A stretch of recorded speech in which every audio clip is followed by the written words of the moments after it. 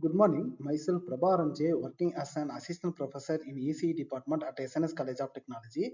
In this lecture video, I am going to discuss about the topic name is P controllers from unit 2, which is time response analysis. From the subject name is linear control systems.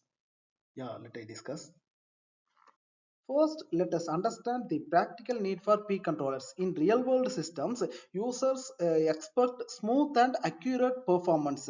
However, sometimes system shows issues like overshoot or steady state error. For example, in temperature control or robotics, users need systems that respond quickly and accurately. So, we must design controllers that are simple, reliable, and easy to use. This is where peak controllers play an important role.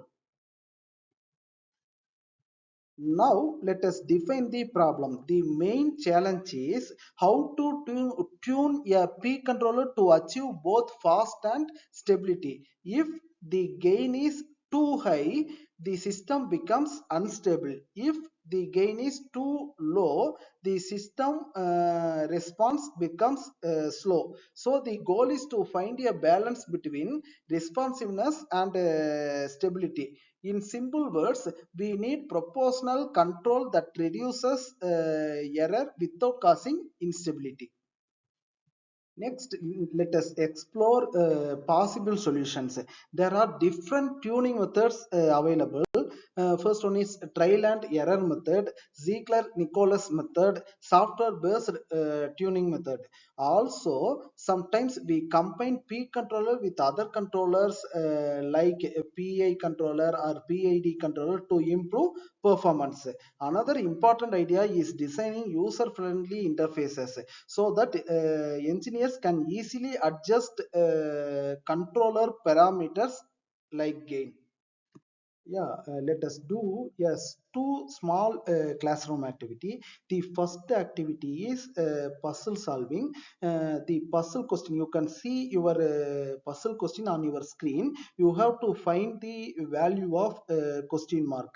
And second activity is think about a system like a fan speed controller or a temperature system. Try to imagine what happens when gain increases and what happens when gain decreases. This will help you understand the effect of P controller practically. Now let us move to implementation. We can build a simple peak controller model using tools like MATLAB, Arduino like this. In this prototype, we adjust the proportional gain and observe how the system responds in real time. This helps us understand system behavior clearly. After the building model, we test the system. We apply different inputs and observe parameters like response time, overshoot, and settling time, then steady state error. Based on the result, we adjust the gain again. This process is repeated until we achieve good performance. Now let us see a real world example. In HVAC systems, peak controllers are used to maintain room temperature. If the temperature deviates from the set value, the controller adjusts it proportionally. This ensures comfortable and stable condition. So peak controllers are widely used in many engineering applications. Now let I check your understanding through the assessment quiz. The first quiz is what is the main function of a P controller? The option A is eliminate steady state error completely, and option B is provide a control action proportional to error, and option C is predict future error, and option D is remove oscillation. Which one is correct? Yes, option B is correct, which is provide control action proportional to error.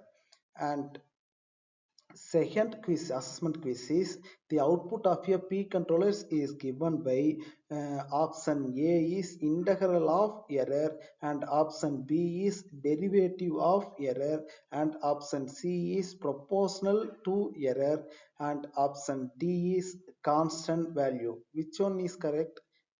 Yeah, option C is correct, which is proportional to error.